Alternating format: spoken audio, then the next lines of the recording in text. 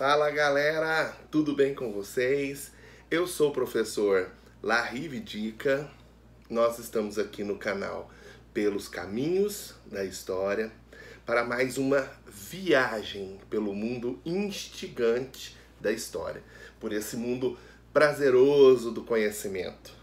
Hoje nós daremos continuidade a uma série de videoaulas que nós já tivemos sobre as várias fases da Revolução Francesa.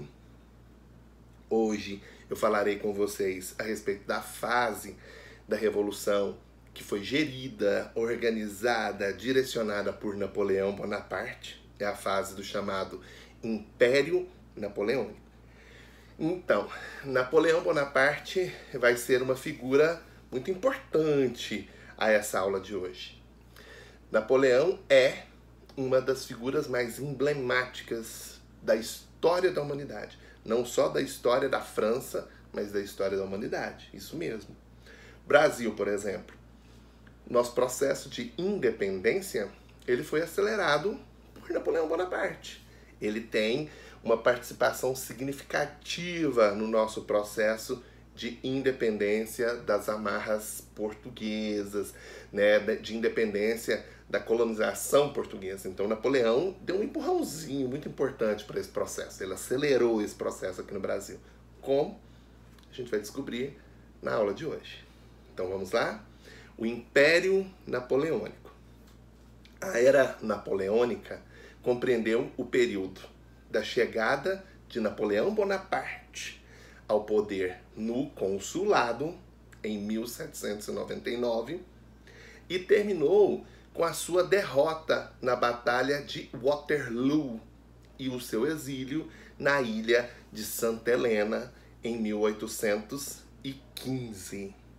Então, nesse meio tempo que vai da tomada do poder, da chegada de Napoleão ao poder por meio do chamado consulado em 1799, até a Batalha de Waterloo, né, e o exílio na ilha de Santa Helena em 1815, nós temos um processo longo, né, um processo que vai mudar de uma forma, né, significativa a vida do continente europeu, que ele vai ter o continente europeu quase que todo nas mãos, né, com exclusividade da Inglaterra, que vai ser a pedra no sapato de Napoleão Bonaparte, né, como vai ser uma figura significativa para outros países pelo mundo, como, por exemplo, o Brasil. Bom, vamos falar um pouquinho de Napoleão Bonaparte, uma espécie de biografia de Napoleão Bonaparte. Quem era, né? Ele nasceu em Córcega em 1769, tornou-se general aos 24 anos de idade. O sucesso em suas campanhas contra as coligações e as conquistas territoriais para a França foi gigantesco, né? Ele auxiliou na conquista do Egito entre 1798 a 1799, né, para interceptar a rota comercial inglesa com as Índias e, consequentemente, enfraquecer a Inglaterra. Foi herói, né, de expedições nacionais, com bastante prestígio entre os militares, né, com bastante prestígio perante a burguesia e com bastante prestígio perante o campesinato. Isso é muito importante, né? Então o nome dele era muito bem quisto entre essas três classes extremamente importantes para a França nessa fase da Revolução, né? Então ele era muito bem visto entre os militares, entre os burgueses e entre os camponeses, justamente por todos esses feitos que nós citamos aqui. Bom, o consulado, começando por meio do consulado, que é a tomada de poder, né? Que é quando ele chega ao poder.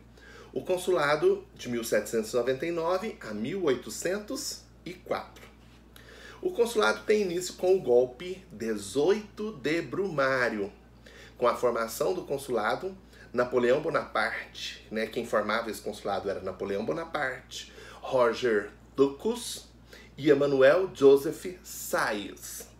Os três formavam né, essa tríplice aliança de poder da fase do consulado. Eram os três que juntos tomariam as decisões na fase do consulado. Óbvio que Napoleão Bonaparte né, com mais prestígio e com mais poder do que os outros dois. Na fase anterior, a fase do diretório, eram 5 e Napoleão tinha a sua voz, né, com mais ênfase, onde as suas opiniões, onde as suas decisões eram acatadas com mais veemência. Agora no consulado são só 3. Ele consegue, por meio do golpe 18 Brumário e com o meio da instauração do consulado, reduzir isso, as pessoas que poderiam interferir nas decisões que ele tomaria. Prioridade do consulado era enfrentar as ameaças externas e reorganizar a economia e a sociedade francesa. Em 1802, né, ocorre a derrota da Áustria e a trégua com a Inglaterra, né? E ocorre também nesse mesmo ano a fundação do Banco da França, né, com a doação de francos e financiamento à industrialização e à produção rural francesas, né? As relações com a Igreja Católica são reatadas, né, através de concordatas com o Papa Pio VII. Então Napoleão busca, né, uma reaproximação da sociedade francesa com a Igreja Católica, com o Papa Pio VII, né? E aí ele assina uma série de concordatas entre esses dois órgãos. Ele percebe que a Igreja Católica era um órgão importante e ele precisava tê-lo do seu lado, né? Então ele busca isso. O consulado de 1799 a 1804 conta ainda com uma nova constituição para a França, né? Onde são ampliados os poderes do primeiro cônsul, ou seja, são ampliados os poderes de Napoleão Bonaparte, do jovem Napoleão Bonaparte, né? E aí ele promove, por meio disso, um retorno à centralização dos poderes nas mãos do primeiro cônsul, que tem, por meio dessa nova Constituição, uma ampliação de poderes. Em 1804, ele inaugura o chamado Código Napoleônico. O Código Napoleônico assegurou a igualdade legal diante de todas as pessoas, estabeleceu o direito à propriedade privada. O Código Napoleônico controlou movimentos populares e movimentos sociais por toda a França, pois deu a ideia da igualdade social, da igualdade legal diante de todas as pessoas, não importando a sua classe social. Com relação à educação, ele estabelece que a educação é responsabilidade do Estado e ela está a serviço das necessidades nacionais, das necessidades da nação, das necessidades do povo francês. Em 1804, a proclamação de Napoleão Bonaparte como cônsul vitalício. Ou seja, Napoleão Bonaparte vai ser cônsul da França enquanto vida ele tiver, né? Enquanto for vivo, ele é cônsul e ninguém poderia retirá-lo desse cargo, né? Em 1804, então, Napoleão Bonaparte, né, estabelece uma nova fase de poder, né, para a França. Ele põe fim ao consulado e inaugura a fase do Império. O Império Francês de Napoleão Bonaparte vai de 1804 a 1815.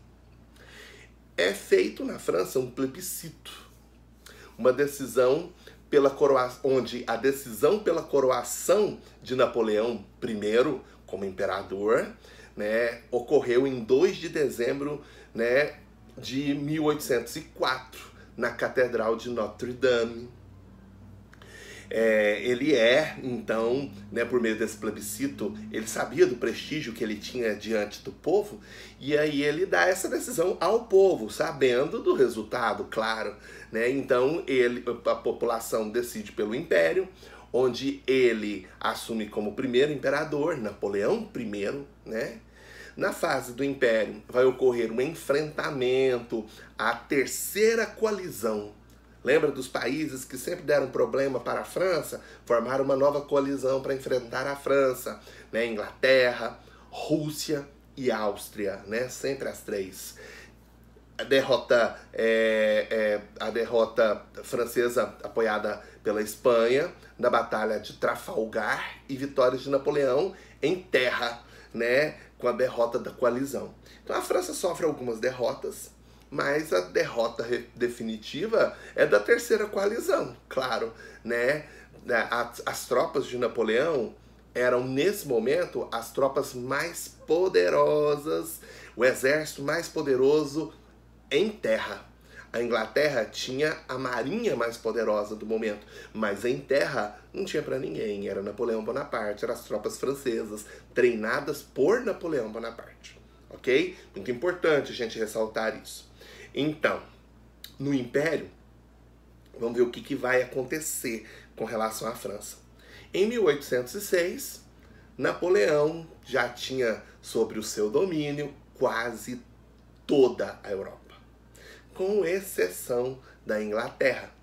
Então a Inglaterra era a pedra no sapato de Napoleão. Apesar das derrotas terrestres da coalizão, a Inglaterra continuava sendo, né, uma pedra no sapato de Napoleão. Era um país industrializado, forte, poderoso, né, que ganhava muito dinheiro, que tinha uma economia estruturada, estabilizada. Então o ponto fraco da Inglaterra era esse. Então, a Inglaterra necessitava, né, de vender os seus produtos para os países da Europa. Se Napoleão barrasse isso, como ele já tinha toda a Europa sob seu domínio, barrando isso, consequentemente, ele enfraqueceria a Inglaterra. Então, ele decreta, em 1806, o chamado bloqueio continental, por meio do Decreto de Berlim. Em 1807, né, ocorre o Tratado de Tilsit, com a adesão da Rússia ao bloqueio, após vitória sobre a quarta coalizão. Então a Rússia, no Tratado de Tilsit, em 1807, é incorporada ao bloqueio continental, pois ela é derrotada. Em 1808, né, o controle sobre a Espanha e sobre Portugal. Ele invade a Espanha, invade Portugal. Ah, mas a Europa não estava quase toda sob seu domínio? Sim. Mas Portugal e Espanha ainda eram países colaboradores, que não tinham oferecido resistência, né? Então, portanto, os seus governantes permaneciam no poder. Mas em 1808, o controle sobre Portugal e Espanha era imprescindível, principalmente sobre Portugal, pois Napoleão descobre que Portugal mantinha uma relação de proximidade, de dependência com a Inglaterra. E aí ele invade essas terras, invade esses territórios, né, Portugal e Espanha. A família real portuguesa foge nesse momento, em 1808, né, para o Brasil, óbvio que escoltados pela esquadra marinha da Marinha Portuguesa, da Marinha Inglesa, desculpe, né? Então eles são escoltados pela marinha poderosa da Inglaterra. No ano de 1809, né, a vitória sobre a quinta coalizão, sucessivas coalizões, junção de países europeus para derrotar Napoleão e a França, vão se formar. Nós já estamos na quinta. E aí uma nova vitória da França sobre essa quinta coalizão. E ocorre também, em 1809, a difusão de ideias imperialistas, que estimulou reações nacionalistas, inclusive na própria França. O bloqueio continental afetou negativamente também as economias dos países que não podiam mais comercializar com a Inglaterra, né? Então, vários países europeus tiveram suas economias afetadas negativamente, pois dependiam da matéria-prima, dependiam dos produtos ingleses, dos produtos da Inglaterra. A França não conseguiu substituir o papel que a Inglaterra exercia diante desses países, dessa dependência que esses países tinham com, né, a Grã-Bretanha. Então isso é muito importante. Então o bloqueio continental não enfraquece apenas a Inglaterra, ele enfraquece também os países do continente europeu que vão ter, né, suas economias proibidas de negociar com a economia inglesa, né? Isso é muito importante ressaltar. Napoleão, né, vai enfrentar vários problemas em decorrência disso, né? A Rússia, né, o czar, né, Alexandre I, desobedece o bloqueio e, né, abre os portos da Rússia, né, para os ingleses, para os produtos ingleses. A reação francesa diante dessa desobediência foi imediata, né? A França enviou mais de 600 mil soldados para uma represália à Rússia, né? A Rússia se preparou para esse ataque. Olha a estratégia russa, a estratégia denominada como terra arrasada. A invasão das tropas francesas chegam à Rússia e a Rússia já estava preparada. O que é a tática da terra arrasada? Né? As tropas russas recuavam e destruíam tudo do próprio território russo que pudesse ser utilizado pelas tropas francesas de Napoleão, né? Com agasalhos, com moradias, com plantações, tudo aquilo que pudesse ser utilizado pela tropa francesa em território russo, eles destruíam no seu próprio território e recuavam, atraindo cada vez mais para o interior do território russo as tropas francesas.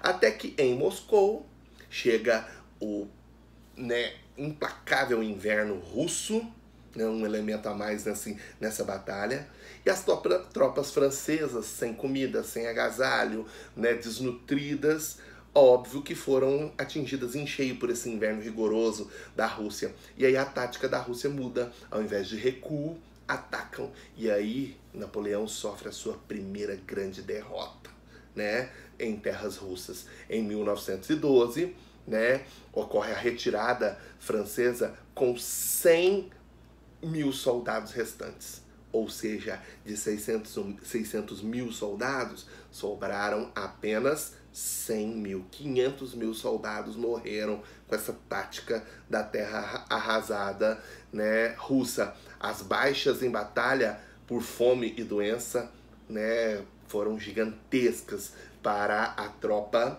francesa. A sexta coalizão é formada: Inglaterra, Prússia, Rússia e a Áustria, agora com a Prússia, né?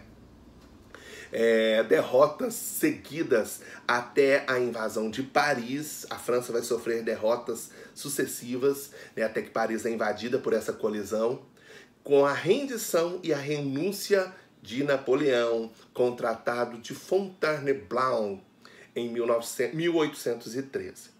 Napoleão é banido para a ilha de Elba, recebendo uma pensão de 2 milhões de francos por ano. Olha, banido com um salário desse, com uma pensão dessa por parte da coalizão, né? Mas isso para Napoleão era nada, né? Ele tinha sede de poder, né?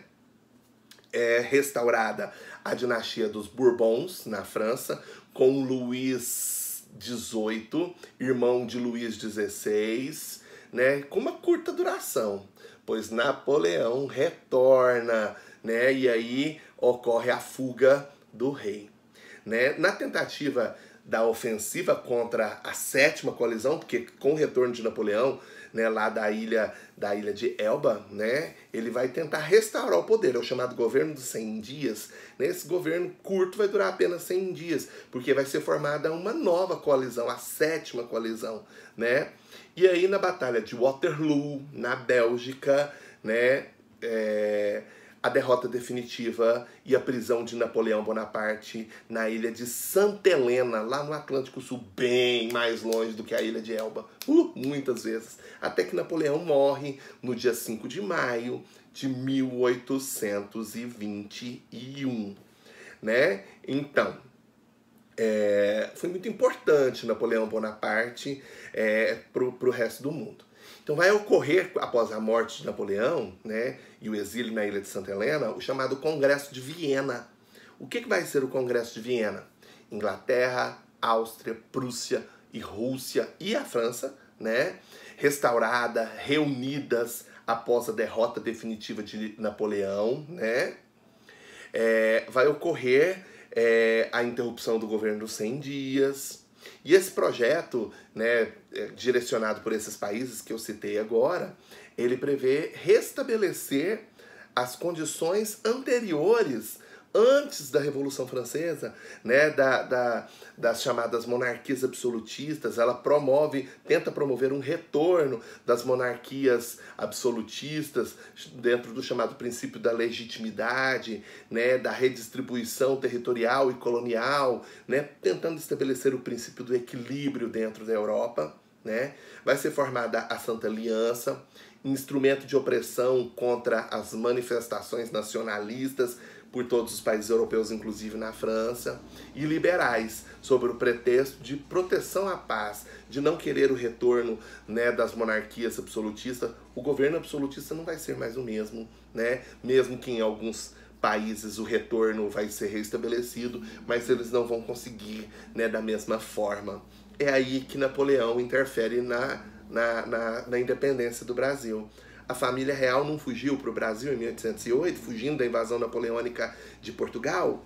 Então, agora com o Congresso de Viena, né, e essa retomada, né, do absolutismo dentro da França e de todos os países da Europa, a ameaça de Napoleão já não existia mais no continente europeu, então, né, não tinha mais o porquê da família real portuguesa ficar no Brasil. Eles retornam a Portugal e tentam retomar a colonização do Brasil. O Brasil volta à categoria de colônia. E aí o povo brasileiro não vai gostar disso. É onde inicia o processo da independência do Brasil. É onde Napoleão interfere nesse processo. Então, um grande abraço, um grande beijo. Espero que vocês tenham gostado. Antes de terminar, deem um like aí no nosso vídeo, curtam os vídeos, comentem, né, cutuquem, né, manifestem-se aí nos nossos vídeos. É tudo feito com muito amor e carinho, né? Quem ainda não fez inscrição no nosso canal, tem esse botãozinho aí, ó, inscrever-se. Vai lá e aperta, faça a inscrição no canal, aperta aquele sininho da notificação, né? Sempre que nós fizermos, que postarmos algum conteúdo novo, você vai ser notificado disso. Muito importante. É tudo feito com muito amor e carinho, pensando em vocês, ok? Então até a próxima. Fui!